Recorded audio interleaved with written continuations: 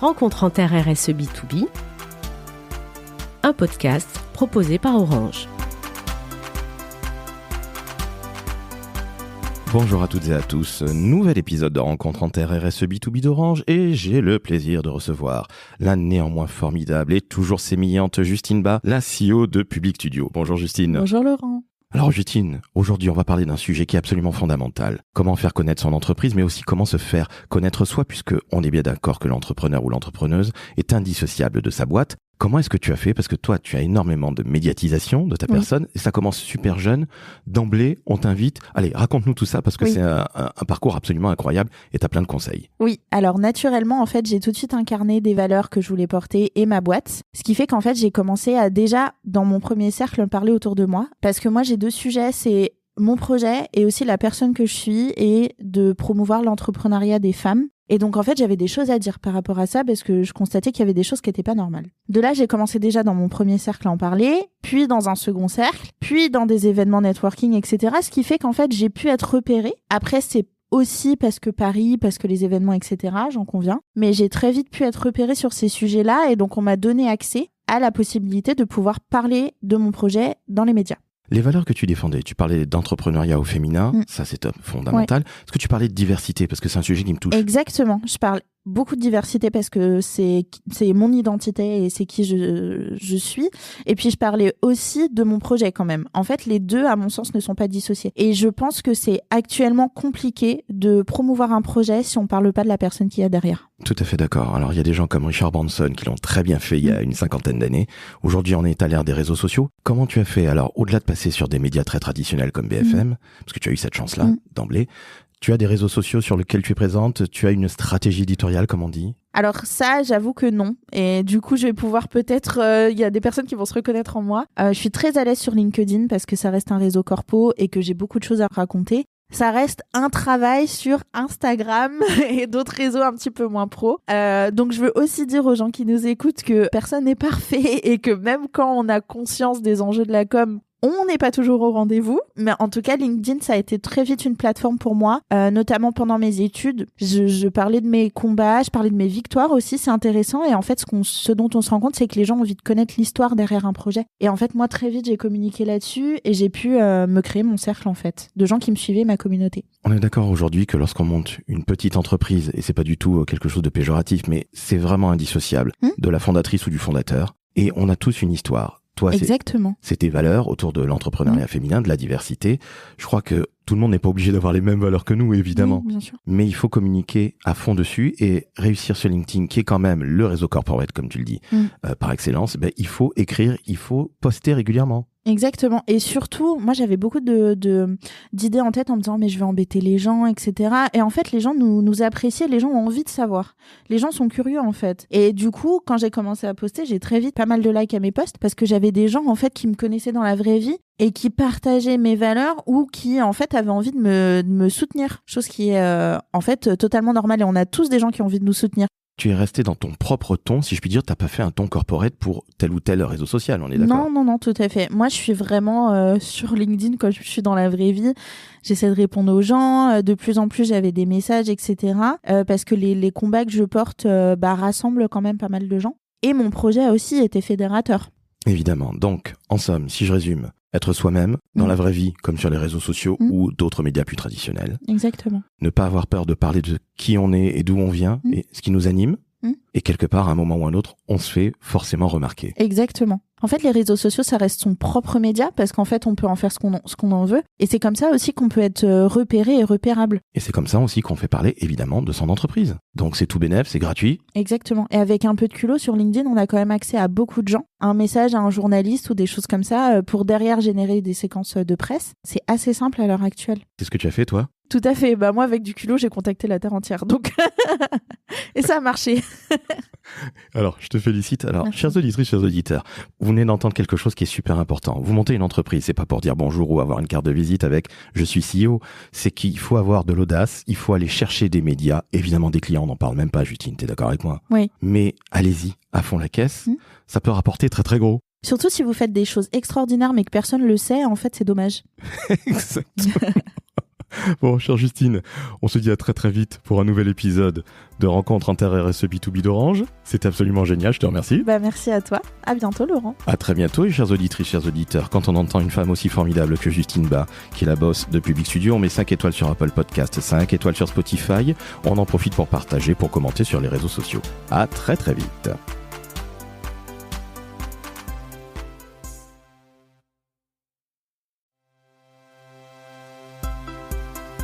Rencontre Inter-RSE B2B, un podcast proposé par Orange.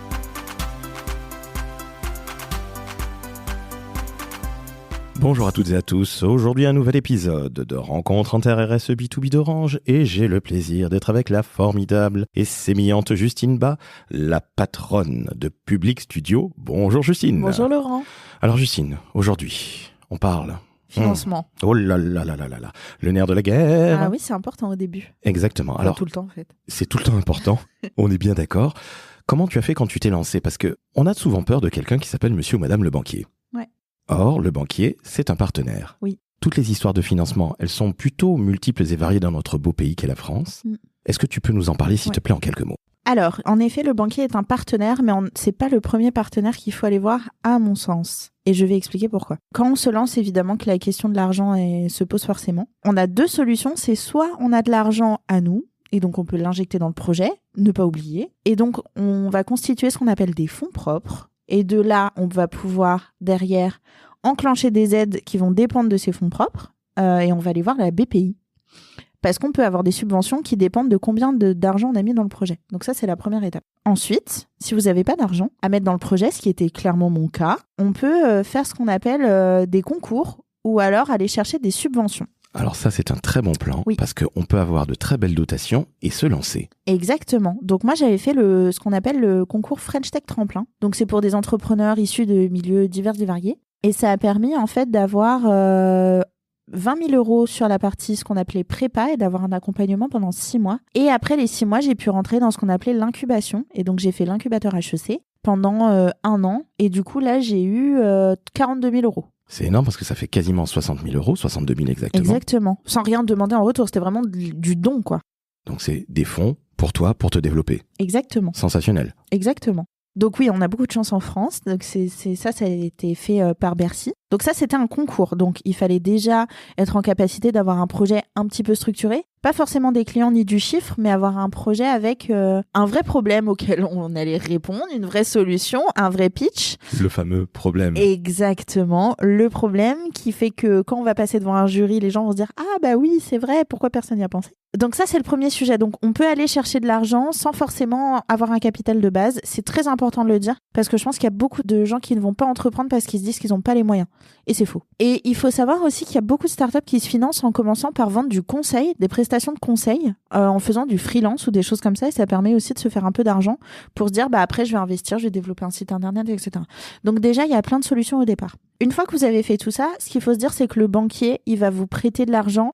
Lui, le banquier, il aime pas les risques. Vraiment, il aime pas les risques. Donc, il va vous prêter de l'argent à partir du moment où il va se dire que c'est mérité, entre guillemets, ou du moins que le projet est vraiment viable. Et donc, il va falloir aller voir le banquier au meilleur des moments. Donc, pas au tout début quand vous n'avez pas tous les éléments, mais quand vous avez déjà une analyse de marché, des premiers euros de générés, ou que vous avez mis un peu de votre poche, parce que le banquier vous prêtera jamais si vous n'avez pas mis de votre poche. C'est logique. C'est comme si, Laurent, je te demandais de me prêter de l'argent pour un projet. Si moi, j'ai pas déjà mis de l'argent dans ce projet, tu vas te dire, bah, pourquoi moi, je te donne mon argent et toi, tu en mets pas. Ça ne se fait pas qu'au feeling. Exactement. Qu'on fait ce qu'on disait sur les recrutements. Exactement. Donc, il faut faire quelque part ses preuves, on est d'accord. Exactement. Donc, c'est normal. On a tendance à se dire, ah, bah, le banquier va me prêter de l'argent. Oui, mais le banquier, il prête de façon raisonnée. Il faut pas oublier qu'ils ont une hiérarchie, etc. Ils ont des objectifs, ils ont une stratégie derrière. Donc, si c'est opportun pour lui, il le fera. Sinon, si ça l'est pas, bah, voilà. Après, il y a des mécanismes de ce qu'on appelle aussi des prêts d'honneur. Et ça, c'est très intéressant. Alors, c'est plafonné à 50 000 €, je crois. Et il y a différents types de prêts d'honneur. Donc, il y a le réseau Entreprendre que j'ai déjà cité. Il y a France Initiative, etc. Il y a l'ADI aussi parce qu'on peut avoir des petits prêts d'honneur de 10 000 €. Mais 10 000 € pour se lancer, c'est déjà pas mal. Il y a aussi des entreprises qui ont des fondations qui donnent de l'argent. Et donc, ces mécanismes de prêt d'honneur sont très intéressants parce qu'en fait, on rembourse le prêt d'honneur que si la société marche. Et donc, si au final, la société ne marche pas, parce qu'il faut jamais oublier qu'un projet peut ne pas marcher, et on n'y pense pas toujours parce qu'on se dit qu'on a la meilleure idée du monde et que ça va marcher, un projet peut ne pas marcher et donc, faut se dire qu'on devra rembourser ça. Et donc, le but, c'est de pas le rembourser avec ses deniers perso. De pas finir sur la paille. Donc, un prêt d'honneur permet d'avoir de l'argent et de pas le rembourser si la société part en liquidation, par exemple. Alors, merci beaucoup, Justine, pour tous ces excellents conseils, mais tu es d'accord avec moi que le meilleur des financements s'appelle les clients. Et c'est pour ça que moi, je suis plutôt à dire que si au début, vous avez vraiment pas d'argent, commencez déjà, si vous avez une expertise, à aller vendre un peu. Et ça vous permettra aussi de pouvoir tester les clients et de savoir ce qui marche et ce qui marche pas. Et comme ça, vous allez construire derrière. Et aussi, on n'en a pas parlé, il y a les campagnes de financement, type crowdfunding, etc., où on peut vendre aussi son produit, commencer à se constituer une communauté, recevoir de l'argent et pouvoir tester et voir les retours des clients. Je suis d'accord avec toi, le crowdfunding, c'est l'occasion aussi de trouver des clients, voire des futurs clients. Et faire de la com aussi. Absolument, faire parler du projet. C'est tout bénef. Pour moi, c'est une super solution, le crowdfunding. Tout à fait d'accord avec toi. Donc, encore une fois, beaucoup de bon sens, ne pas avoir peur. La fameuse audace dont tu parlais. Exactement. C'est super important. Il faut pas avoir peur de son banquier. Faut pas avoir peur de taper à la porte des concours. Parce que toi, ça t'a rapporté gros, hein. Exactement, oui. Même ça m'a rapporté de la visibilité, un accompagnement, des bureaux. Enfin, au-delà de l'argent, ça m'a donné beaucoup de choses. J'ai juste un truc à dire qui est très important. C'est qu'il faut surtout pas s'endetter personnellement au début d'un projet tant qu'on n'est pas sûr que le projet va marcher. C'est-à-dire qu'au début, quand vous cherchez un marché, des clients, etc., que vous n'avez pas encore testé, n'allez pas faire un prêt en votre nom propre. Il y a beaucoup de mécanismes que vous pouvez activer avant, on en parlait, crowdfunding, etc. Ne vous endettez pas personnellement. N'impliquez pas votre patrimoine. On est d'accord, c'est pas la peine d'être 2 fois sur la paille, à titre perso et à titre professionnel. Exactement. Merci beaucoup, Justine. Alors, ce sont d'excellents conseils. Encore une fois, je le redis, mais être entrepreneur, c'est avoir beaucoup de bon sens. Donc, il faut réfléchir avant d'agir. Et tes conseils sont vraiment très, très, très concrets. Hein, et je te remercie, Justine. Plaisir. Alors, chers auditrices, chers auditeurs, vous allez mettre 5 étoiles sur Apple Podcast, 5 étoiles sur Spotify, vous allez partager, vous allez commenter. Et Justine, je te dis à très très vite pour un nouvel épisode de Rencontre en Terre RSE B2B d'Orange. À très vite. À bientôt, Laurent.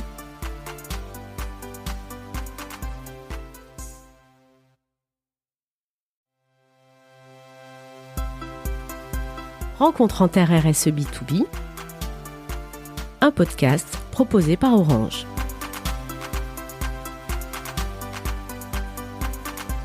Chères auditrices, chers auditeurs, un nouvel épisode de Rencontre en Terre RSE B2B d'Orange et j'ai, comme à l'habitude, le plaisir de recevoir la magnifique, la sémillante Justine Bas, la patronne de Public Studio. Bonjour Justine. Bonjour Laurent. Alors Justine, aujourd'hui on parle, alors non pas de solitude, mais justement se faire accompagner. Oui. Et là, il y a de quoi dire. Alors comment se faire accompagner ? Parce que c'est une question absolument épineuse, nous sommes tout oui. Alors, avant de se demander comment se faire accompagner, il faut déjà se demander de quoi on a besoin et de qui on a besoin aussi. Donc déjà, se poser les bonnes questions. Parce que se faire accompagner, c'est bien, mais il faut que ce soit pertinent. Parce que moi, ce que j'ai constaté dans les incubateurs, c'est qu'on peut vite perdre du temps avec des gens qui veulent donner leur avis et qui ont une expertise, je n'en doute pas, mais qui sont pas pertinentes pour notre projet.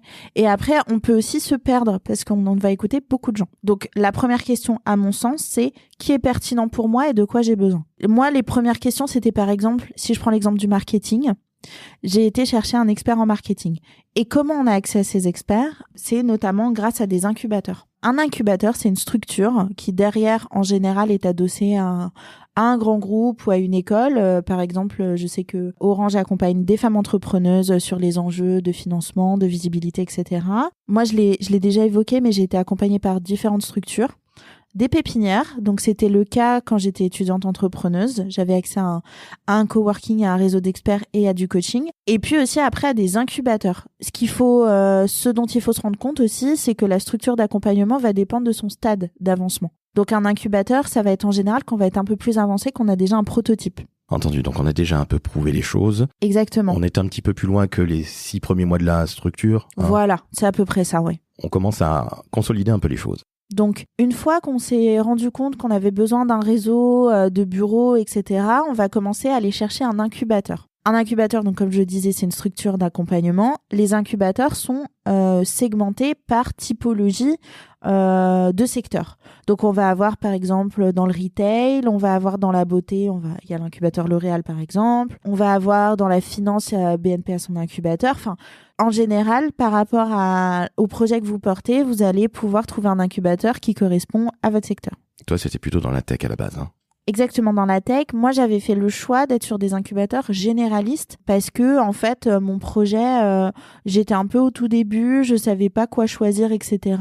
Et surtout, je voulais un incubateur qui avait un gros réseau. Et ça a été le cas de celui que j'ai choisi. Et justement, ce réseau, il est fondamental parce que Oui. ça te permet d'avancer beaucoup plus vite. Exactement. Et aussi, l'incubateur est un tampon. En fait, quand on montre, par exemple, sur un projet qu'un grand groupe nous accompagne ou, je parlais d'un incubateur d'école, etc., ça légitime le projet. C'est-à-dire qu'il y a un grand groupe, par exemple Orange, qui va croire en nous, qui nous a sélectionnés et qui décide d'accoler son nom à notre projet. Crédibilité totale. Exactement. Donc, ça permet derrière, on parlait des financements, quand on va voir un banquier, etc., ou quand on va dans les médias, c'est aussi beaucoup plus simple. Donc, tu as la carte de visite de ce grand groupe éventuellement qui t'accompagne. Et derrière, ils nous offrent des opportunités. Quand on va, par exemple, vouloir faire un salon, en général, je sais qu'Orange, par exemple, va aller à Vivatech. Ils vont nous donner la possibilité de pouvoir être présent à Vivatech alors que ça coûte très cher. Donc, c'est ça, en fait, les enjeux d'un accompagnement. Donc, au-delà des opportunités qu'ils vont générer, on va pouvoir bénéficier d'un réseau d'experts. Donc, ça, j'en ai déjà parlé. Mais d'un réseau aussi de clients. Donc moi, par exemple, l'incubateur que j'ai fait a aussi beaucoup de personnes qui travaillaient dans le public. Donc mon premier projet, je vendais à des entités publiques. Forcément, qu'est-ce que j'ai fait ? C'est que j'ai demandé qui sont les alumni, qui sont des maires ou qui travaillent ou qui sont en politique, etc. Est-ce que je peux les contacter en disant que je fais partie de l'incubateur ? Comment t'as été reçu justement ? Très bien, parce qu'il y a on va dire pas cette sororité, mais ce truc de on est du même clan. Je pense que tu es légitime parce que tu fais cet incubateur et donc je vais te recevoir. Et donc ça permet un petit raccourci. Donc une véritable solidarité. Exactement. C'est un accélérateur de business également. Tout à fait. Donc c'est tout bénef. C'est tout bénef. Et surtout qu'en général, soit c'est gratuit, soit il y a une participation qui est moindre. Ok, donc encore une fois, à ne surtout pas négliger, savoir ce dont on a besoin. L'incubateur ou la pépinière, à vous de voir, ça dépend du stade de maturation de l'entreprise. Et toi, donc, tu es allé chercher en plus des clients. Donc, exactement. Je vais me répéter, mais sincèrement, il n'y a que des bénéfices.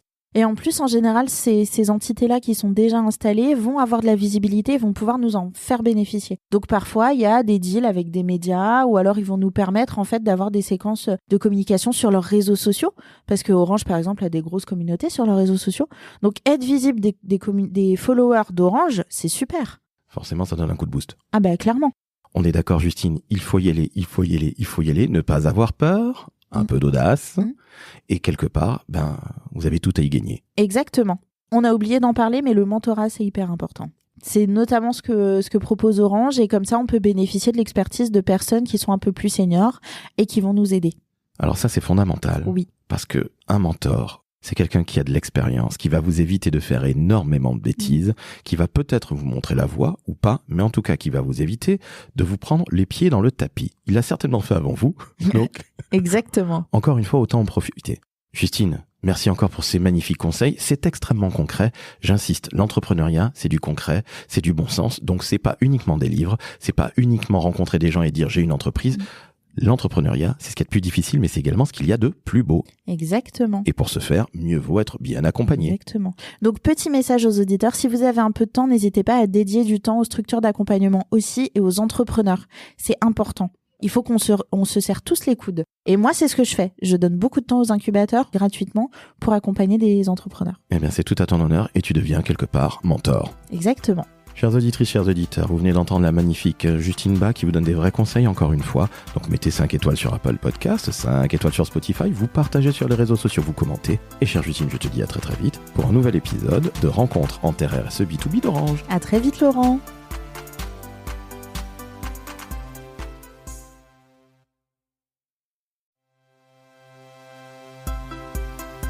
Rencontre en Terre RSE B2B, un podcast proposé par Orange.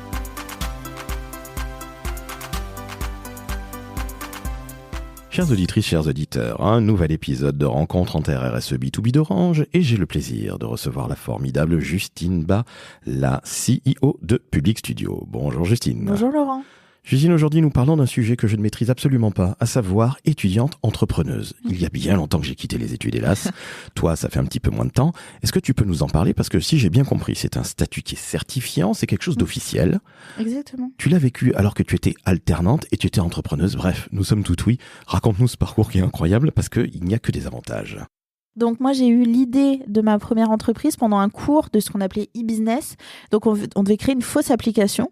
Et en fait j'avais cette idée qui me trottait en tête depuis longtemps. Je me suis dit je vais le faire pour ce cours-là. Donc ça c'était la première étape. Et puis j'ai eu la chance d'avoir un prof qui était super, qui m'a dit mais tu sais qu'on a un incubateur, etc. Tu peux pousser la porte. Et donc j'ai pu être accompagnée par l'incubateur de mon école. Au début je me disais c'est juste un projet, voilà. Ensuite, quand je me suis rendu compte que j'avais besoin de plus d'accompagnement, on m'a parlé de ce statut d'étudiante d'entrepreneur, donc qui est un statut qui a été créé par le ministère de l'Enseignement supérieur et de la Recherche. Et donc, on a la possibilité d'intégrer ce qu'on appelle un pépite. J'adore le nom. Donc, c'est une pépinière, en fait, qui est rattachée. Donc, en fonction de votre école, vous allez pouvoir avoir accès à un pépite. Donc, il y a des différents noms. Donc, moi, j'étais à pépite PSL. Et donc, j'avais accès à un coworking. J'ai pu rencontrer des super entrepreneurs, c'était génial et c'est vraiment une source de motivation tous les jours de retrouver ses copains, de se dire qu'on va changer le monde, etc. C'est très utopiste, mais ça fait du bien. Et puis de là, en fait, avec les pépites, chaque pépite a son réseau d'experts, donc c'est important. Et en plus, on nous affecte un mentor qui va nous suivre pendant cette année. C'est super intéressant parce que tu es encore étudiante. Oui. Tu es entrepreneuse. Tu as un mentor, donc quelqu'un qui est expérimenté. Tu as des bureaux. Dis donc, ça en jette, hein. Ah c'est clair. Et surtout qu'en plus, c'est gratuit. Et du coup, ce qui était intéressant, c'est que ce statut, il est valable 1 an, renouvelable 2 fois, donc 2 ans. Et en fait, c'est certifiant. Et l'avantage, c'est qu'en plus, vu qu'on est rattaché à une université, on a encore une carte étudiante, même si on a fini les études. Et en plus, on peut avoir les bourses. Donc ça, c'est génial. Parce que quand on n'a pas le chômage, parce qu'on est étudiant, parce qu'on n'a pas pu cumuler, etc., on peut être boursier, donc se servir de ça pour travailler sur son projet, en fait. Donc, encore une fois, c'est tout bénef. C'est tout bénef. Et je ne suis pas convaincu que ce soit si connu que ça d'être... Non, c'est pas si connu et c'est dommage parce que tous les étudiants devraient bénéficier de ça. Et en fait, ça évite d'être dans une grosse structure d'incubateur qui va attendre d'être un peu avancé. Mais en fait, on peut déjà être dans un pépite en amont. Donc du coup, moi j'ai fait ce pépite, j'étais ravie, etc. Puis à un moment, j'ai eu la chance d'intégrer le programme French Tech Tremplin dont on parlait, qui m'a du coup donné un accompagnement. Et cet accompagnement-là était aussi avec un incubateur, là pour le coup. Donc j'ai fini mon statut de pépite, de toute façon qui était renouvelable 2 ans. J'ai un petit diplôme, enfin c'est certifiant, mais en tout cas j'ai un petit certificat, etc. Donc c'est top, avec une cérémonie officielle. Et donc là, j'ai rejoint un incubateur pour, comme je disais, aller un peu plus loin parce que là, ça faisait déjà 1 an et demi que je travaillais sur le projet. Et donc, j'avais besoin de financement, j'avais besoin enfin voilà, j'avais passé la partie marketing, analyse du marché, etc. Et donc, en fait, là, j'ai eu besoin de continuer mes études et je voulais pas choisir entre arrêter mes études et continuer ma boîte. Comme je le disais, pour moi, c'était un petit projet que je menais à bien. Et donc, j'ai fait de l'alternance. J'étais à la BNP en finance de marché, parce que j'ai fait une école de commerce. Et donc, pendant mon alternance, j'avais la chance d'avoir une équipe. Au début, j'avais peur de parler de mon projet. Et donc, cette équipe, j'avais parlé au bout d'un moment de mon projet. Et en fait, ils avaient réussi à me débloquer du temps pour justement pouvoir travailler sur le projet, etc. Faire beaucoup de remote aussi. Donc, travail à distance, ils t'offrent du temps. Je trouve ça génial parce que ils comprennent que c'est un projet de vie quelque part et pas uniquement un projet étudiant, un TD ou quelque chose comme ça. Donc là encore, c'est génial. Bravo à eux d'avoir cette ouverture d'esprit. Qu'est-ce que ça t'a apporté d'autre? Parce que là, tu étais dans le monde du business. J'ai dû m'organiser. En fait, j'avais 3 casquettes. J'étais entrepreneuse, étudiante et salariée. Il fallait pas que je rate l'un des 3, pardon. Il fallait que je sois une bonne salariée, c'est-à-dire si mon projet marche pas, je voulais pouvoir être embauchée. Je voulais aussi réussir mes études. Si encore une fois le projet marche pas ou que je suis pas embauchée, au moins j'ai un bac+5 et je peux aller dans d'autres entreprises. Et je voulais quand même réussir mon projet parce que c'était mon petit bébé et que ça me tenait à cœur. Et donc j'ai dû mettre en place des méthodes d'organisation pour pouvoir mener les 3 de front. Ça a dû être exténuant. Et surtout j'ai appris à m'entourer, à déléguer. parce qu'en fait, j'ai pu m'appuyer sur des gens. Donc, j'ai recruté. Alors, c'est marrant, j'étais alternante et j'avais des alternants. Et donc, j'ai pu recruter des gens. Et comme ça, je pouvais déléguer. Donc, à la prospection commerciale que je faisais toute seule, là, j'ai pris quelqu'un. Parce qu'en fait, il fallait que ce soit la journée. Moi, la journée, je pouvais pas. J'étais au travail. Et quand j'avais des rendez-vous importants, je devais les caler soit le matin avant d'aller au travail, soit le soir. Donc ouais, c'était un rythme assez chaud. Mais c'était hyper enrichissant parce que, en fait, je pouvais miroiriser mes vies, entre guillemets. C'est-à-dire que je voyais les bons côtés de l'entrepreneuriat, du salariat et aussi des études. Et donc, au bout d'un moment, j'ai compris ce que je voulais faire et c'était entrepreneur parce que les autres me convenaient pas tant que ça. Donc ça t'a permis de faire un vrai choix de carrière, un vrai choix de vie. Oui. Tu avais tous les avantages d'un côté sans avoir trop d'inconvénients, parce que tu pouvais déléguer les parties entrepreneuriales, comme par exemple le business. Et j'avais un salaire qui tombait tous les mois. Et ça permettait aussi de voir des méthodes d'organisation que je pouvais dupliquer, moi, dans ma petite structure. C'est une sorte de lab, en fait. Exactement. Donc, je voyais, il fallait un CRM, voilà comment on parle à des clients, etc. Et donc, ça m'a apporté une rigueur et aussi ce sens de la relation client, de voir comment ça fonctionne une entreprise, les politiques RH, etc. Et ce que je pouvais mettre en place chez moi. Donc, en somme, tu conseilles à tout le monde d'être étudiant entrepreneur. Ah, mais clairement.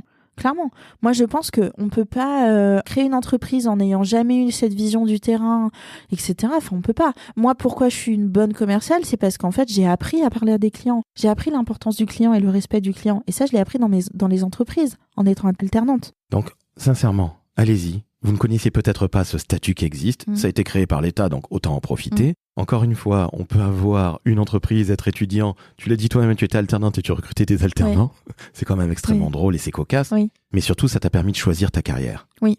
Et ça, c'est sensationnel. Exactement. Ne serait-ce que pour tous ces conseils que tu as donnés, ne serait-ce que faire un petit coup de lumière sur ce magnifique statut, on te remercie, Justine, parce que c'est vraiment quelque chose à connaître. Exactement. Donc, on peut entreprendre à tout moment de la vie, même en étant étudiant. Dès le plus jeune âge. Merci à toi, Justine. On va se retrouver pour un prochain épisode de Rencontre en Terre RSE B2B d'Orange. Et puis, chers auditrices, chers auditeurs, vous venez d'apprendre quelque chose, j'en suis intimement convaincu. Alors, mettez 5 étoiles sur Apple Podcast, 5 étoiles sur Spotify, vous partagez, vous commentez sur les réseaux sociaux. À très très vite, Justine. À très bientôt.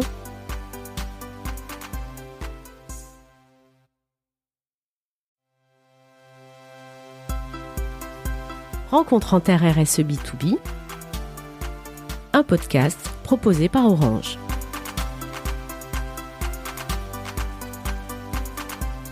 Bonjour à toutes et à tous. Aujourd'hui, premier épisode de Rencontre en Terre RSE B2B d'Orange et j'ai le plaisir de recevoir la formidable Justine Bas, CEO de Public Studio. Bonjour Justine. Bonjour Laurent. Alors Justine, aujourd'hui, on va parler avec toi de l'étape fondamentale, à savoir se lancer. Exactement. Alors ça fait peur à tout le monde de se lancer. Oui. Comment est-ce que tu as fait et puis quels sont tes tips pour pouvoir se lancer en tant qu'entrepreneur ou entrepreneuse ? Déjà, je pense que le meilleur conseil que je puisse donner, c'est commencer par trouver un problème. Parce qu'il y a beaucoup d'entreprises qui se lancent sans forcément avoir un problème. Donc, il faut déjà constater sur un marché un besoin d'un client et se dire qu'il y a beaucoup de clients qui ont ce besoin-là et puis de là, commencer à créer une solution. Donc, commencer par le problème avant la solution et pas l'inverse. Très, très juste. Parce qu'il y a beaucoup de gens qui se lancent en disant « j'ai une magnifique idée ». Oui. En fait, elle ne sert strictement à rien. Oui, elle correspond à personne. Exactement, à part faire plaisir au fondateur. Exactement. Et donc, on met beaucoup d'argent et au bout d'un an, on se dit « Ah en fait, personne n'a besoin de mon produit » et donc, on a dépensé beaucoup d'argent pour rien. Et donc, c'est vraiment, moi, mon combat, c'est vraiment dire il faut faire des études de marché et il faut interroger, il faut parler aux gens, il faut parler aux futurs clients, il faut parler à tout le monde. On est d'accord, Justine, que quelle que soit l'entreprise qu'on monte, qu'elle soit digitale, une start-up ou une entreprise beaucoup plus artisanale ou beaucoup plus classique, connaître le client, c'est le b.a.-ba. Exactement. Et ça paraît simple, mais j'ai rencontré tellement d'entrepreneurs pour qui c'était pas une évidence que du coup, je me permets de le rappeler. Tu fais bien. Alors, comment tu t'es lancé, toi ? Parce que tu n'es pas ta première entreprise. Exactement. Comment tu as fait ? Est-ce que tu peux nous expliquer en 2-3 mots, s'il te plaît ? Alors, en 2 mots, moi, de base, j'étais pas destinée à l'entrepreneuriat, mais en fait, c'est parti d'un projet d'études et je me suis rendu compte qu'en effet, il y avait un problème et que j'allais résoudre et j'avais une super solution et en parlant, je me suis rendu compte qu'il y avait quelque chose à faire. Donc déjà, première étape, au début, c'était juste un projet, une idée. Je me suis rendu compte que l'idée avait du potentiel et puis en fait, j'ai continué comme ça et puis je me suis prise de passion pour l'entrepreneuriat, j'ai continué. Donc tu es tombé dans la marmite. Exactement, j'en suis pas sortie encore. Alors, est-ce que tu as fait un business plan ? Parce que tu sais, on en parle tout le temps. C'est un truc qui fait généralement très très peur. Ouais. Comment tu as fait ? Parce que tu as aussi des tips là aussi, tu m'as parlé d'un outil qui existait. Comment on fait un business plan ? Dis-nous tout. Alors, la première chose, c'est que c'est vrai que ayant fait une école de commerce, j'avais quand même cet instinct de il faut faire un business plan. C'est la chose que j'ai retenue de mes études, c'est le business plan, c'est le plus important. Donc, dès que j'ai eu l'idée de mon projet, j'ai voulu le structurer et déjà commencer à me dire combien il allait me coûter.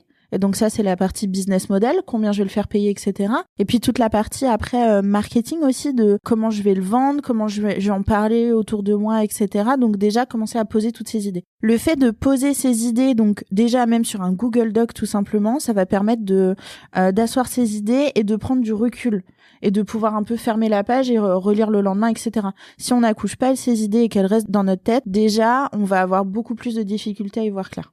Donc déjà, moi, ce que je conseille, c'est structurer sur un doc simple, sans forcément se prendre la tête. Après, il y a toute la partie Excel, toute la partie chiffrage aussi. Se dire, par exemple, si j'ai besoin d'un site internet, combien ça me coûte de faire un WordPress, si j'ai besoin après, au bout d'un an, de recruter, etc. Donc, pour avoir une vision.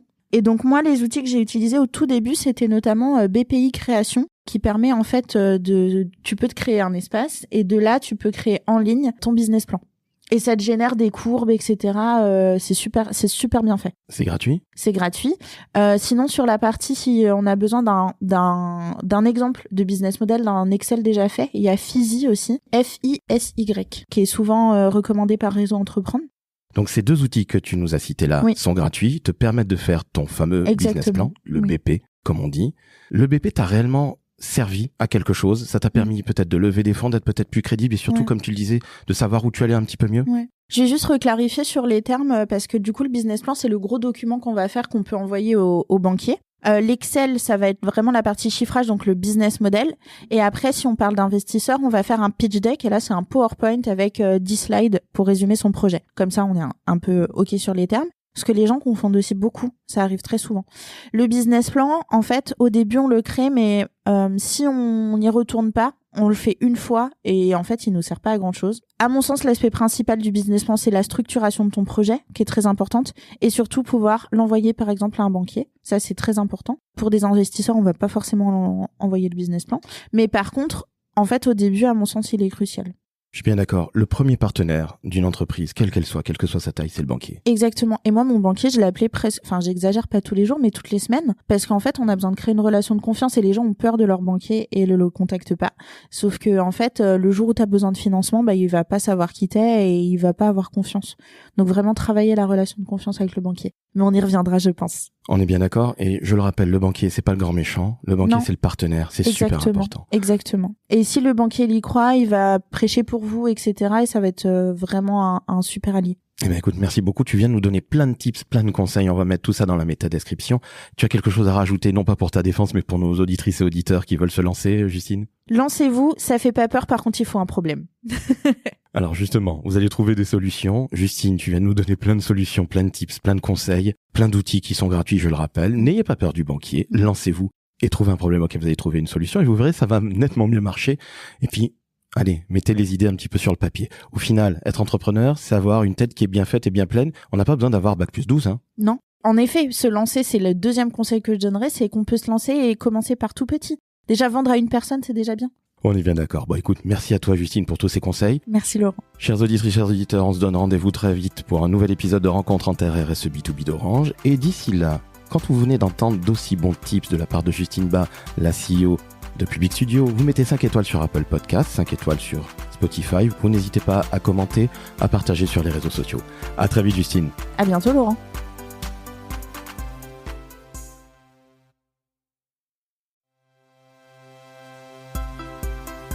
Rencontre Inter RSE B2B, un podcast proposé par Orange.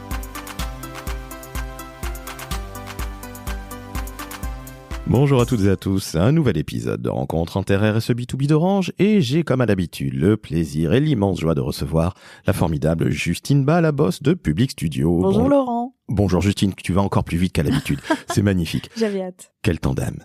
Alors Justine, on va parler d'un sujet qui est ô combien complexe et que finalement beaucoup d'entrepreneurs ne connaissent pas ou n'osent pas aborder, qui est de travailler avec des clients publics. Exactement.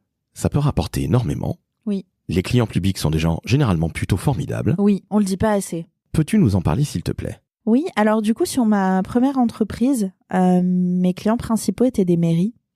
Je me suis très vite retrouvée à accompagner, à coacher des entrepreneurs sur le sujet du public. Moi, j'ai mon combat, c'est essayer de faire en sorte que le public et l'innovation se réconcilient et qu'il y ait de plus en plus d'entrepreneurs qui, justement, essayent d'accompagner le public sur leurs problématiques. Et donc moi, c'est vraiment un message que je veux faire passer aux auditeurs. N'oubliez pas ces marchés-là. Déjà, c'est un client, on le disait, qui paye bien et c'est un client qui est fiable. C'est-à-dire que on n'aura jamais d'institution qui va être en liquidation judiciaire. Mais en tout cas, c'est un client qui vous payera toujours. Au-delà de ça, ça vous apporte aussi de la légitimité et de la visibilité. Pourquoi ? Parce que si vous travaillez avec des clients publics, en général, c'est que vous avez une bonne solution parce que ils prennent pas n'importe qui non plus. Derrière, la collectivité ou même l'institution aura besoin de communiquer sur vous parce qu'en fait, eux, ils sont friands de super solutions comme les vôtres. Et donc, en fait, ils seraient ravis de faire des stories, de paraître dans la gazette, du journal, etc. Derrière, la visibilité que ça peut vous apporter, ça vous légitime aussi. Parce que des grands groupes privés vont aussi beaucoup plus vous faire confiance, grand groupe ou même petit groupe, on va beaucoup plus vous faire confiance si vous dites que vous vendez déjà à telle mairie, que vous vendez déjà à tel ministère, etc. Parce qu'en fait, ça montre que vous avez les reins solides et que vous êtes en capacité de délivrer, d'être efficace et d'avoir un produit de qualité. Donc, on parlait de l'accompagnement tout à l'heure sur la partie légitimité. Les clients de qualité, c'est aussi un gage de légitimité. Nous sommes tout à fait d'accord, toi et moi. Cette crédibilité qu'il y a avec des ministères, avec des mairies, comme tu le disais, des collectivités, bref, tout le secteur public, quelque part, ça classe une entreprise. Exactement. C'est-à-dire qu'on est crédible, on fait bien le boulot. On sait que parfois c'est un peu compliqué. Tu le disais, les délais sont parfois un petit peu longs avec les clients publics. Mais ces clients publics, tu l'as dit, sont jamais en faillite. Oui. On n'aura jamais d'impayés. Ils payent bien. Et en plus, en général, une fois qu'ils vous ont adopté, c'est rare qu'ils arrêtent avec vous aussi, parce qu'en fait, derrière, c'est aussi, former des agents, etc., etc. Et en fait, au début, on met du temps à les acquérir, mais en fait, on les garde. Comment tu les as démarchés ? Parce que c'est pas évident à faire ça, parce qu'il y a les appels d'offres publics qui paraissent au BAOMP.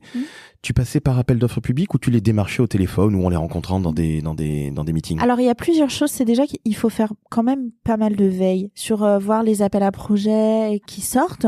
En général, on peut correspondre aussi. Alors, c'est vrai que sur la partie appel d'offres, je recommande quand même de se faire accompagner, surtout quand on est une petite structure. C'est du temps, on n'est pas sûr de gagner le marché, etc. Donc, il faut maximiser ses chances. Donc ça, c'est la première chose. Faire de la veille. Ensuite, il faut aussi être au fait des problématiques rencontrées par ces institutions. Notamment, si je prends l'exemple de la mairie de Paris, j'étais avec quelqu'un d'assez haut placé à la mairie de Paris hier. En fait, on se rend compte que sur leur territoire, ils ont des enjeux sur la mobilité, la santé, etc. parce qu'ils doivent répondre aux problèmes des citoyens. Et parfois, ça passe aussi par une solution que vous avez créée. Et dans ce cas-là, vous pouvez toujours demander à être reçu, en fait. Que ce soit dans une mairie ou dans un ministère, vous restez un citoyen et c'est très rare qu'une institution ne reçoive pas un citoyen. Et je crois qu'ils sont très friands justement de voir ce qui se passe dans le reste du monde, si je puis m'exprimer ainsi. Exactement. En fait, vous avez une vision du terrain et une expertise qu'ils ont envie d'entendre et qu'ils ont envie de connaître. Et donc, ne minimisez pas ça.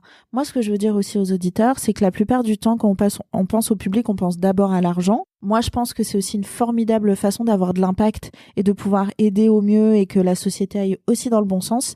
Ça passe pas que par le privé, ça passe aussi par le public. Mais du coup, ce que je voulais dire aussi aux auditeurs, c'est que il faut y aller. N'ayez pas peur d'aller voir des clients publics et parfois vous allez vous rendre compte qu'en fait votre projet il est formidable, il correspond à des clients publics. Vous allez aussi avoir un vrai impact sur le territoire et ça c'est vraiment bien à mon sens. Et vous pouvez aussi faire du networking. Il faut pas avoir peur de le dire non plus. C'est que quand il y a des événements institutionnels, etc., allez-y et parlez aux gens aussi pour comprendre les enjeux des gens. Et vous pouvez rencontrer des gens extrêmement importants, extrêmement influents, avec une coupe de champagne ou autre. Tout à fait. Je rappelle qu'il ne faut pas boire d'alcool, l'abus d'alcool est déconseillé. Mais au-delà de la blague et au-delà de la plaisanterie, tu as tout à fait raison, Justine. Le client public, il est noble. Il y a un côté, allez, on va lâcher un gros mot, très RSE, parce qu'on fait des choses qui aident les citoyens. Et comme tu le dis très justement, ils sont toujours friands d'innovation. C'est pas du tout des institutions ou des structures poussiéreuses, les clients publics. Ils aiment ça. Exactement. Et justement, on leur apporte quelque chose de nouveau. À partir du moment où il y a des enjeux, ça veut dire qu'il y a des opportunités pour vous. Et tout le public a des enjeux d'innovation, Je prends l'exemple par exemple des JO 2024. Ils recherchent énormément de solutions pour les JO 2024. Donc allez, ils ont un site internet notamment où ils référencent les appels à projets qui est très bien fait. Donc allez-y. Et du coup, ce que je voulais dire aussi, c'est que par contre, si vous y allez, il faut aussi comprendre la culture. C'est-à-dire qu'il faut pas y aller avec ses gros sabots en disant je vais vendre, ou alors voir un ministre en disant donnez-moi de l'argent. Ça ne marche pas, évidemment. Il faut préparer ses rendez-vous, être au fait de qui vous avez en face de vous et de comprendre où il se situe en ce moment, quels sont ses enjeux, etc. Et se dire que parfois vous signez pas tout de suite parce que c'est des temps qui sont plus longs, il faut le rappeler. Par contre, vous créez une relation de confiance et il faut montrer patte blanche. Et donc si vous signez pas aujourd'hui, ça sera demain, vous allez revoir la personne, etc. Ils ont besoin de ce temps de décision, c'est normal. Et du coup, il faut quand même être dans la subtilité. C'est très important de le dire. Moi, je vois beaucoup d'entrepreneurs qui me disent « Oh, je veux vendre demain à, par exemple, la mairie. Comment je peux vendre à la mairie ?» Déjà, commencez par vous faire connaître. Montrez patte blanche, montrez que votre solution marche, que vous avez d'autres clients, que vous allez répondre à un vrai problème. Et là, vous allez commencer à rentrer dans des conversations. Et parfois, la signature prend du temps. Il faut rappeler qu'ils ne nous ont pas attendus. Exactement. Pour vivre, et puis que les entreprises passent, mais les mairies ou les collectivités demeurent. Donc, il faut se rappeler que le temps est parfois un petit peu plus long. Mais au final, Justine, c'est exactement comme dans le privé. Les gens prennent du temps pour prendre une décision. C'est des budgets, c'est imputé. On rappelle que c'est de l'argent public. Et en fait, ce qui fait qu'ils se lèvent le matin, c'est l'intérêt général. Donc, il faut leur parler en termes d'impact et d'intérêt général et de comment vous allez aider grâce à votre solution les citoyens, avant de parler d'argent. Eh bien, merci à toi, Justine, pour ces excellents conseils. Je le rappelle, les clients publics sont des clients nobles. Ça fait bien, entre guillemets, sur un CV d'entreprise, si je mets ainsi. Donc, allez-y, n'ayez pas peur et n'ayez pas l'impression que c'est que de la paperasse et de l'administratif. Ça peut l'être, évidemment, mais je ne connais pas aujourd'hui dans notre monde de 2023 des signatures de business qui ne soient pas un tout petit peu administratives. Et puis, après tout, ça fait partie de notre métier. Justine, je te dis à très très vite pour un nouvel épisode de Rencontre en Terre RSE B2B d'Orange. À très bientôt, Laurent.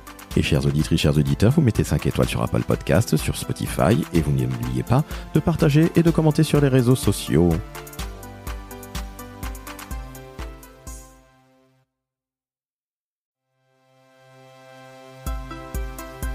Rencontre en Terre RSE B2B, un podcast proposé par Orange. Chères auditrices, chers auditeurs, un nouvel épisode de Rencontre en Terre RSE B2B d'Orange et j'ai comme à l'habitude le plaisir de recevoir la sémillante Justine Bas, la fondatrice, la CEO de Public Studio. Bonjour Justine. Bonjour Laurent. Justine, aujourd'hui on va parler d'un sujet qui est absolument fondamental. Tu as monté ton entreprise, j'ai monté une entreprise et là, on doit faire notre premier recrutement. Exactement. Et alors là, on a super peur. Oui. Peur de se tromper, peur que ça ne marche pas, peur que ça nous coûte. Bref, l'erreur, le fail. Exactement. Alors, est-ce que tu as des conseils pour recruter son ou sa première salariée, s'il te plaît ? Moi, la première chose que j'aimerais dire, c'est que il faut pas négliger le fait que les salariés, employés, enfin peu importe le terme, sont les premiers partenaires et sont des alliés qu'on néglige souvent. On parle des médias, on parle des prestataires, on parle des financeurs, etc. Mais il n'empêche que les premières personnes qui vous suivent et qui croient en vous, au-delà de votre famille, ça reste vos salariés aussi. On peut pas réussir seul. Et à mon sens, on a aussi tout ce travail à convaincre et à garder la motivation, etc. des salariés, parce que c'est un vrai enjeu en fait. C'est limite un investisseur ou un banquier ou un client mais c'est clair. Qu'on doit convaincre la première fois parce que tu es tout seul dans ta boîte, tu y crois. Mais exactement. Embarquer quelqu'un qui ne te connaît peut-être ni d'âme ni d'Adam, c'est difficile. Exactement. Puis on est dans le même bateau. Il y a pas que des hauts, il y a aussi des bas. Et donc il faut que ces personnes restent avec vous et pendant les bas et en plus vous soutiennent parce que les salariés soutiennent aussi. Il faut pas minimiser ça. Et derrière, il y a potentiellement ils parlent de vous. C'est aussi votre première carte de visite en fait. On est tout à fait d'accord. Alors comment tu as réussi à convaincre la première personne que tu as embauchée ? Alors, je pense que moi, je me suis rendu compte aussi que c'était une de mes forces, c'est que je savais convaincre, mais parce qu'en fait, je pense que j'ai ce truc où socialement, j'arrive à bien communiquer avec les gens, etc. Et en fait, j'aime ça, j'aime profondément les gens. Et je pense que c'est un aspect qu'il faut pas négliger. Et donc, quand tu crois en quelque chose, les gens, en général, ont envie de te suivre parce que tu arrives à les convaincre plus facilement. Entrepreneur, c'est pas un métier de solo. Enfin, on peut être solopreneur, avoir une seule personne, être tout seul à bord. Mais je trouve que c'est encore plus beau lorsqu'il a des salariés, une équipe avec soi. Bien sûr. Et donc, il faut convaincre tout le monde. Exactement. Et moi, quand je parle d'impact, je parle aussi de tout l'emploi que tu peux créer. Enfin, faut pas négliger ça. Quand tu crées une entreprise, tu as un impact sur la société. Tu recrutes des gens qui ont envie d'être heureux au travail aussi. Et moi, je pense qu'on peut aussi faire évoluer la société dans le bon sens. À partir du moment où toutes les entreprises auront des gens épanouis chez eux, on aura un monde qui sera encore mieux, quoi. Tu es d'accord avec moi, Justine, que l'ultime responsabilité en tant que dirigeante ou dirigeant d'entreprise, c'est de recruter quelqu'un en salarié. Oui. Parce qu'il faut le payer tous les mois. Oui. Et c'est pas une charge mentale, mais du moins c'est une vraie responsabilité. Et il faut pas le prendre à la légère. À partir du moment où les gens remettent un peu leur vie entre tes mains, entre guillemets, parce qu'ils ont des loyers à payer, des courses, etc. C'est hyper important d'être responsable et de se dire que cette entreprise, t'as des gens derrière. Comme un père de famille, en fait. Et c'est aussi une très très grande fierté que de créer des emplois. Pour moi, c'est fondamental en tant que dirigeant d'entreprise. Comment t'as recruté? T'as posé quel genre de questions? Tu t'es fait aider quand t'as recruté la première fois? Alors tu m'as dit que tu savais convaincre, mais t'as pris un conseil ou ne serait-ce qu'écouter les conseils sur telle ou telle candidate ou candidat que tu avais vu? Non, et j'aurais dû. Alors, je vais partager mes fails. Sur mon premier projet, j'ai eu beaucoup de gens qui voulaient m'accompagner et donc je les ai accueillis les bras ouverts. C'était super, sauf qu'en fait, manager, c'est un métier. Il faut être accompagné, donc soit par des personnes seniors, soit par un entourage qui a déjà managé, etc. Moi, c'était pas le cas. Donc malheureusement, j'ai fait des erreurs assez bêtes dans le recrutement. Notamment, je suis maintenant convaincue par les cas pratiques. Chose que je ne faisais pas avant. Je recrutais un peu à la sympathie des gens. Et c'est pas comme ça qu'on avance. Donc, il y a des gens parfois très sympathiques, mais moins compétents, malheureusement. Et donc, maintenant, le recrutement, c'est fondamental. Et les questions que je pose aussi, c'est... Déjà, je veux pas mentir à la personne. En entretien, c'est hyper important que la personne sache où elle va, si j'aurai du temps pour elle, si on va pouvoir se projeter ensemble, quelles sont les perspectives de l'entreprise. Parce qu'en fait, il y a beaucoup d'entreprises qui vendent du rêve à des gens, et sauf qu'en fait, une fois qu'on arrive, c'est pas du tout ça. Alors, si tu déçois d'emblée, c'est vraiment ce qu'il y a de pire. Exactement. Parce que là, tu perds de l'argent, du temps, du moral, ajout de charge mentale, parce que tu en as parlé. C'est vachement important que tout le monde le comprenne. Donc, tu ne recrutes plus au feeling. Non. Maintenant, je recrute parce que je suis convaincue. On est d'accord, toi et moi, j'ai fait cette erreur aussi. Le management, tu en parlais à l'instant même. Ouais. Il faut savoir, entre guillemets, donner des ordres, en tout cas se faire suivre, si je puis dire, donner une impulsion, être un fameux leader, comme on dit. Comment tu fais ? C'est un vrai sujet. Alors, déjà, de s'inspirer des entreprises qui ont des bonnes politiques de management et des bonnes politiques RH. Il y en a beaucoup, des startups qui travaillent sur ces sujets. Donc déjà, regardez ce qui se fait, parce qu'en fait, on réinvente jamais la roue. Et on peut se faire accompagner. Donc, je parlais de seniors la dernière fois. Moi, j'ai pris un coach aussi cet été pour travailler sur les problématiques RH, etc. Et en fait, le sujet que j'ai eu, c'est qu'en fait, je pensais qu'on pouvait être un manager bien en étant juste gentil. C'est totalement faux, donc c'était une erreur de débutante. Après, moi, j'ai eu des salariés en étant toujours en études au début, donc j'ai eu un parcours assez original, du moins. Et donc, en fait, le management, pour moi, c'était genre quelque chose de naturel, fallait juste être gentil et les gens te suivaient, mais en fait, pas du tout. Et au contraire, je me suis rendu compte que en voulant juste être gentil, parfois, tu fais l'inverse de ce que tu voulais et tu tombes dans malheureusement des situations où, en fait, les gens ont besoin, parfois, que tu les guides. Sincèrement. Et c'est pas forcément être quelqu'un de tyrannique, de donner des ordres ou de dire aux gens ce qu'ils ont à faire, en fait. Il faut savoir où on va, le montrer. On n'est pas obligé d'être le mec ou la nana la plus sympa du monde. Exactement. On est un capitaine de bateau, en fait. Et on n'est pas là pour que le bateau coule, ni avec les salariés, ni en solo soi-même. Hein. Exactement. Donc finalement, encore une fois, c'est du bon sens ce que tu nous dis là, Justine. Oui, mais il faut le rappeler parce qu'en fait, c'est un vrai sujet, le management. On est tout à fait d'accord. Alors merci pour ces super conseils. Parce qu'en très peu de temps, tu nous as donné les conseils les plus fondamentaux. Il ne faut pas avoir honte de se faire accompagner, que ce soit des coachs ou des gens, des seniors, etc. Peu importe qui, on peut se faire accompagner. Chères auditrices, chers auditeurs, on entend des conseils aussi formidables. Une jeune entrepreneuse, Justine Bah, la boss de Public Studio. Alors on met quoi ? On met 5 étoiles sur Apple Podcast, on met 5 étoiles sur Spotify. Merci Justine, tu es formidable. Et Justine, je te dis à très bientôt pour un nouvel épisode de Rencontre en Terre RSE B2B d'Orange. À bientôt Laurent.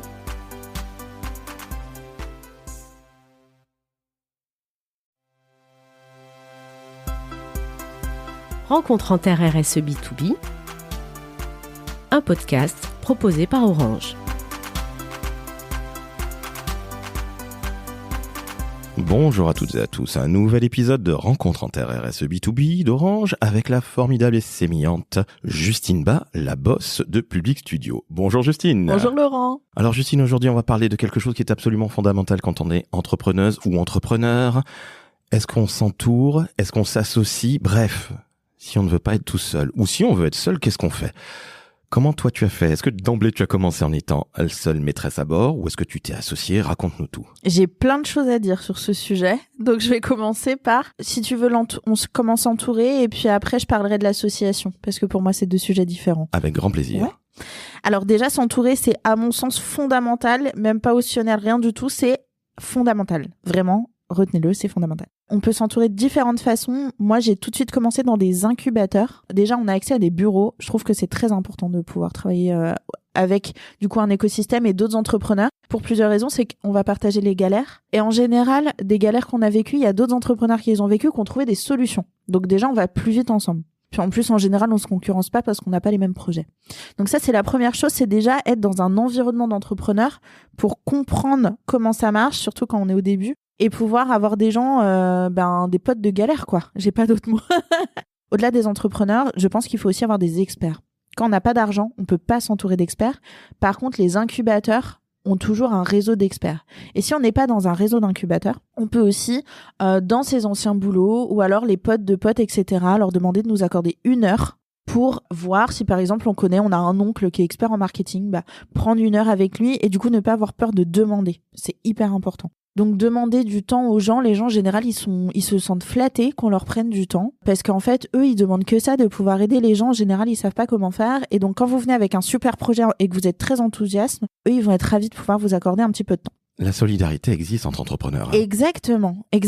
C'est pas que de la concurrence, c'est pas la jungle. Hein. Ah, moi j'ai tous mes meilleurs amis maintenant sont entrepreneurs parce qu'en fait on a vraiment la même vision des choses et on parlera du coup de l'équilibre vie pro vie perso dans un prochain épisode, mais c'est fondamental d'avoir des gens qui comprennent ce que vous vivez. Donc déjà s'entourer d'entrepreneurs, s'entourer d'experts qui connaissent mieux les sujets. Donc comme je disais, soit vous pouvez recontacter vos anciens collègues, soit contacter dans vos premiers cercles. En général dans votre famille vous avez déjà des gens qui ont des expertises qui peuvent vous apporter, ou alors vos amis, ou élargir les cercles. Vous pouvez aller aussi, on parlait du culot, aller au culot, contacter sur LinkedIn aussi des experts dans le domaine pour vous accorder un petit peu de temps, ou alors passer par des réseaux d'incubateurs ou des réseaux, par exemple, réseau entreprendre. Quand vous avez des financements, vous avez aussi des experts à disposition. Maintenant, tu t'associes? Tu es en solo? Parce que ça, c'est the question. C'est the question. Pour lier un petit peu le sujet, en termes d'accompagnement, je pense aussi à un peu tout ce qui va être bien-être ou santé mentale entre guillemets. Moi, je suis très adepte des coachs. Je pense que c'est important d'avoir un coach qui nous accompagne quand on a besoin de parler. Même faut pas avoir honte si on a besoin d'avoir un psy, des choses comme ça. Enfin voilà, on peut avoir des gens à qui on peut parler dans des cadres autres. Et pas que de ses galères, mais aussi de comment on sent, son ressenti, etc. Se faire des massages et tout, mais ça, on reviendra. Et du coup, sur s'associer, moi, j'ai eu différentes phases. La première, c'est que j'ai lancé pendant mes études, donc j'étais toute seule. C'était top, mais je me sentais très seule. Après, je me suis associée. Au début, j'étais ravie. Ça s'est pas très bien fini. Et en fait, moi, ce que je veux recommander là-dessus, maintenant, je suis seule et je suis très heureuse toute seule. Donc, moi, ce que je veux faire comprendre aux gens, c'est que c'est un choix. On nous vante beaucoup les mérites de l'association actuellement, mais on n'est pas obligé de s'associer. Si on se sent d'y aller tout seul, on peut y aller tout seul. Par contre, on peut s'associer à partir du moment où on a besoin de compétences d'autres personnes, mais il faut que les personnes soient des soutiens. Il faut pas juste aller chercher des compétences, sinon c'est des prestataires. Il faut des personnes qui vont monter dans le bateau avec vous et qui vont vraiment être là à la vie, à la mort. C'est un mariage, l'association. Donc, faut aussi pas se tromper et bien choisir la personne ou les personnes. On est tout à fait d'accord. Il y a beaucoup d'entreprises qui périclitent à cause d'un mauvais pacte d'associés. Exactement. C'est la première cause de faillite des entreprises, c'est la mauvaise association. Donc moi, j'ai beaucoup d'entrepreneurs qui viennent me voir en me disant « Ah, j'ai trouvé cette personne, il a les compétences que je veux, on va s'associer. » Non, il y a d'autres mécanismes pour pouvoir faire en sorte de travailler avec des gens sans forcément s'associer. Commencez déjà par tester les personnes en fait. Travaillez au moins 1 mois, 2 mois, 3 mois. Si la personne est motivée, elle vous donnera du temps. Et là, vous allez voir comment vous travaillez avec elle et si c'est viable sur le long terme. Parce qu'il y a des gens qui voient aussi l'aspect prometteur du projet et l'argent et qui vont venir que pour ces motivations-là. Sauf qu'en fait, le jour où il n'y a pas d'argent, l'argent et qu'il faut continuer à travailler, la personne se barre. Merci de dire cette vérité, parce qu'on a toujours tendance à fantasmer, à penser à Hewlett et Packard qui étaient dans leur fameux garage aux États-Unis ou Steve Jobs avec Wozniak. Et la réalité du sport, elle est quand même beaucoup moins heureuse la plupart du temps. C'est qu'à un moment, il faut trouver, non pas son clone, mais en tout cas quelqu'un qui est complémentaire. Et comme tu le dis très justement, Justine, lorsque ça va mal, c'est là qu'on voit si ça marche. Moi, ce que j'ai envie de dire aussi, c'est que tous les entrepreneurs que je connais ont eu un échec d'association au moins une fois. Je pense même qu'on ne devient pas entrepreneur sans avoir eu un échec, un vrai. Exactement. Et moi, ça m'a vraiment permis de grandir parce que je me suis dit, bah voilà, il y a ça qui allait pas. Comment je vais y remédier? Comment je vais m'y attaquer? Est-ce que ça venait de moi? Est-ce que du coup, j'ai été trop gentille? Est-ce que machin... Et donc, ça permet de se poser des questions. On est tout à fait d'accord. Et de se trouver, du coup. Merci à toi pour ces très très bons conseils. Alors, encore une fois, je le dis, c'est du bon sens, mais l'entrepreneuriat, c'est du bon sens. On peut apprendre ça, soi-disant dans des livres, etc. En lisant des livres américains, c'est très bien, ça aide peut-être à avancer plus vite. Mais il y a un moment, le terrain, la réalité du sport nous rattrape. Et tu l'as dit, est-ce qu'on est en solo ou est-ce qu'on a des partenaires ou plutôt un associé ou une associée? C'est une autre question. Exactement. Donc, merci à toi, Justine. On va très vite se retrouver pour un nouvel épisode de Rencontre en Terre RSE B2B d'Orange. Je tiens à te remercier. Cet épisode est formidable. Merci beaucoup. Merci à toi.